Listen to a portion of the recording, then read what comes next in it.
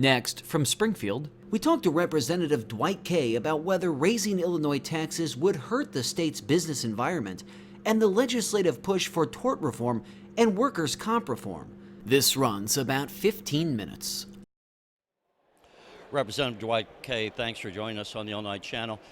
This week there was a funding bill on the floor that you were one of the participants in, and one of the points you made in the course of the debate was that the funding bill was somewhat, not to put words in your mouth, but somewhat of a sham because there wasn't revenue to back up the promises being made in that. And we thought we'd talk to you just to expand upon that and get more of your thoughts as to why that was the position you were taking.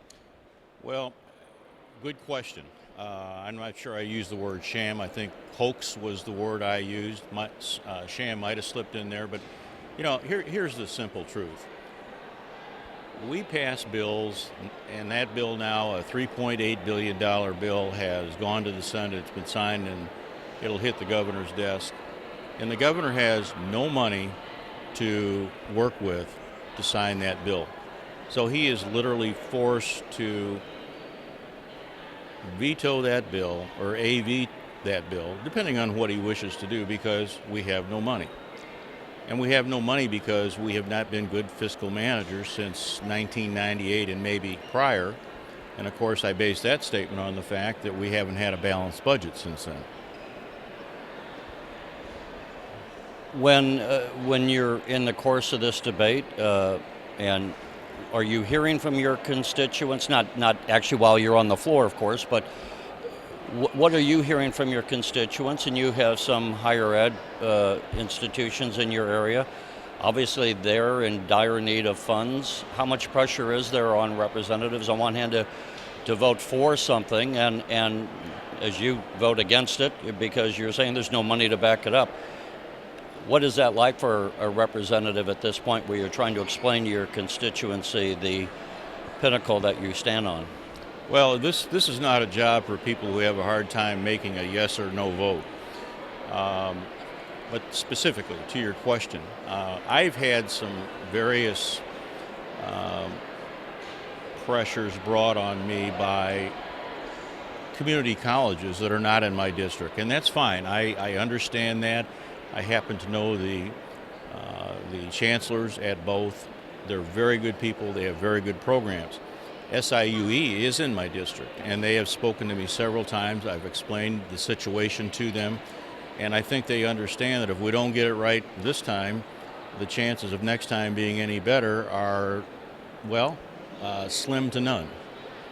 So I think there's an understanding there that we have probably hit the wall in terms of mismanaging our money, and I think they also understand that there's a fair amount of fraud, corruption, and mismanagement that comes into play here that needs to be fixed, needs to be cleaned up.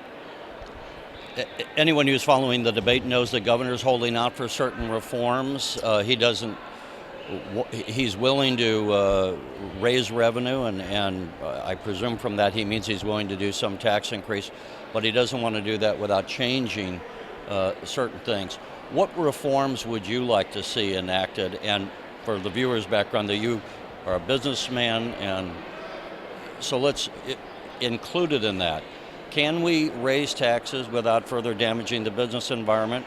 Can we maybe improve the business environment just through, I don't know, eliminating mandates or things? What, given your life experience, what would you think that Illinois government should be doing to get back on track fiscally and also to improve the whole environment of the state? Well, we need to send a signal, and some of my colleagues say more than one signal. We need to send a signal to large, medium, and small business owners in the state of Illinois that there is hope, because right now they believe it's very limited to none. If you look at the numbers of those people who are leaving Illinois, not only just individual taxpayers, but businesses, it's very staggering. And so the whole becomes a little bit bigger when it comes to those people who are available to contribute to the revenue base and also to the tax base that we need to build a state and pay for programs. I I will tell you, the biggest issue that comes to me, and it's probably they're kind of joined at the hip, but businesses are extraordinarily afraid of workers' compensation and the way it is administered, the laws that we have in place, and the unfairness that they perceive in those laws. Secondly, legal abuse and the reform needed to correct that is probably second, maybe first in the eyes of some that we need to address and address quickly. But workers' compensation, we need to be real clear about this, workers' compensation has been reformed 2 times, 2005 and 2011. And the reforms were really not reforms. They kept us just about the level we were, and it was pacification, not reform. With respect to the legal system in Illinois, I think it goes without saying. Most people know that we rank very low, 47, 48th in the nation when it comes to judicial fairness and balance. And if there's anything that businesses don't care for, it's the unpredictability of the court system in a state. They want a fair shot. They don't want to be taken to the cleaners, because oftentimes when that happens, you're talking about a company, especially medium to lower size companies, you're talking about their profit margin. So those 2 issues have to be addressed. And I say have to be addressed even before tax issues. Is there any chance of that happening, given the political makeup of the parties? Well, I would say this. I would say it's a very limited chance, because the Speaker has decided that the middle class depends on workers' compensation and depends on tort reform. I disagree with that. I think the middle class depends on jobs.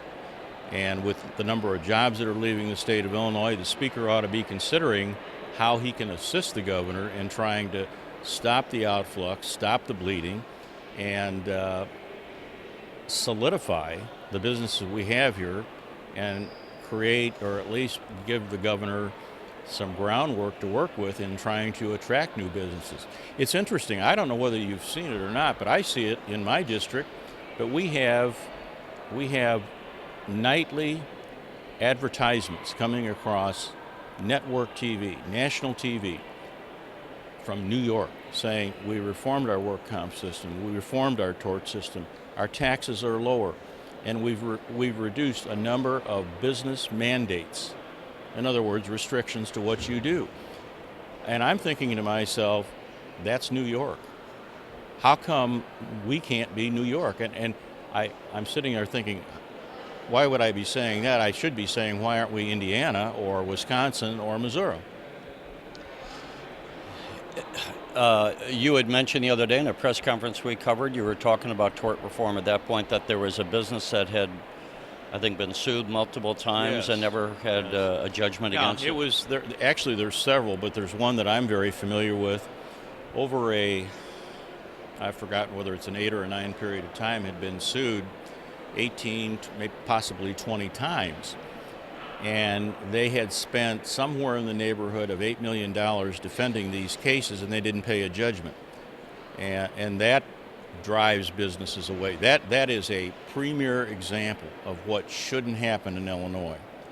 And I've heard of other cases, not quite so severe, but it doesn't take too many of those to make the news before people say, not right in Madison County.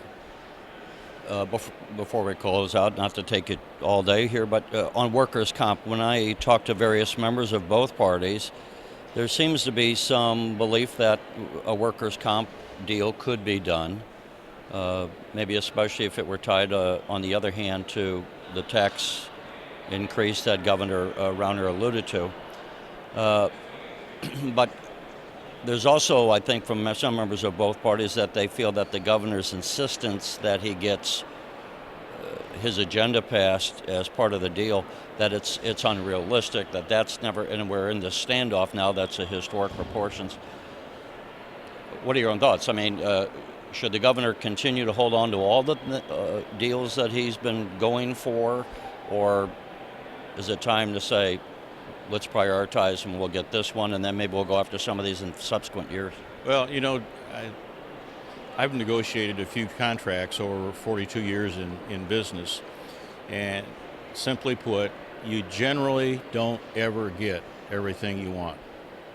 So if you negotiate in good faith to me means you go in and you take precisely what's necessary, and you don't bother arguing at that point in time about the peripheral areas.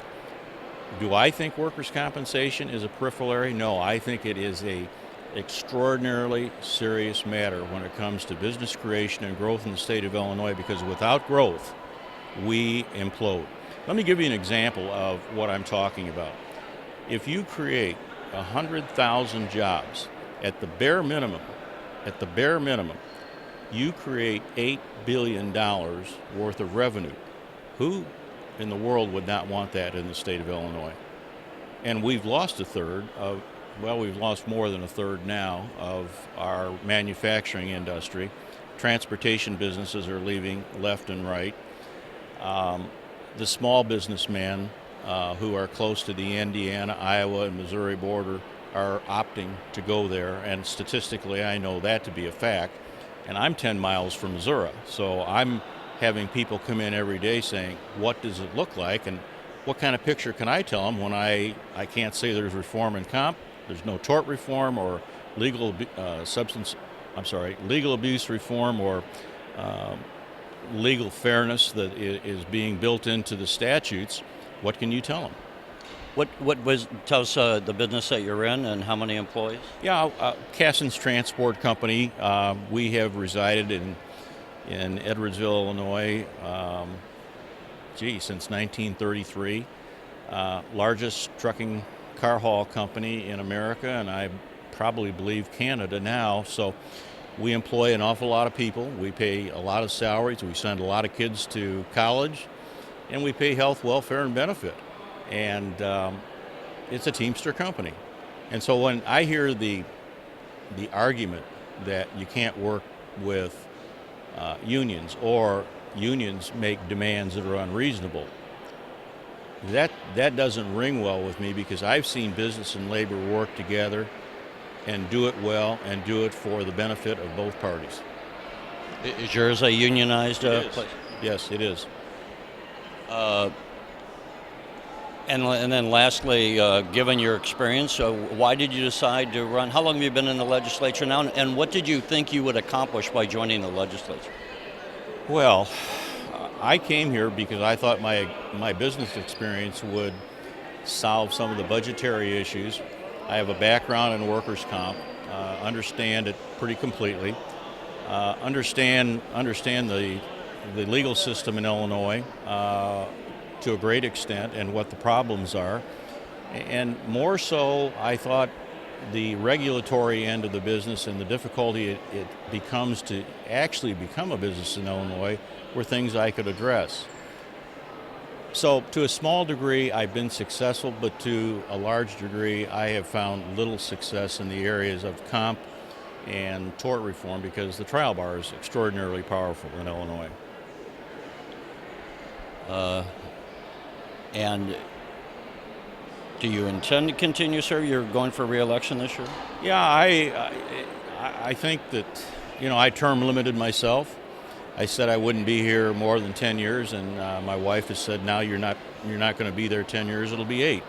So it would certainly be no more than 10, but one of our problems here, and I don't mean to take a shot at my colleagues, but one of our problems here is people who come here as career politicians and not citizen legislators. This was never, ever meant to be a full-time job, and I still don't think it should be. All right, Representative Dwight Kay, thank you. My pleasure.